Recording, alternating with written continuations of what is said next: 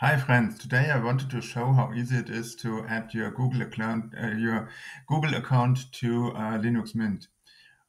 As you can see, I go to the Files Explorer in Linux Mint. I click on Network, and nothing is there. So I do not have it integrated as of today.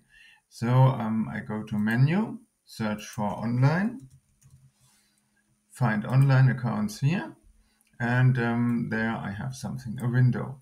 And maybe you want to call this directly without going via the window. For this, I have a hint for you. Just type xprop, and then you can select this, and you get the metadata of the window. So if you want to call it directly, just use GNOME Online Accounts GTK. Okay, but I wanted to enter my data here.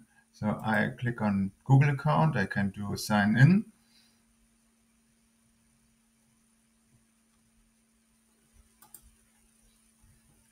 I enter email and phone. Then I had to enter the password and confirm that I want this on my mobile phone. And now it's done. I click on the File Explorer, and here on the network, I find something that I can eject, which looks pretty much like my Google Drive. And that is it.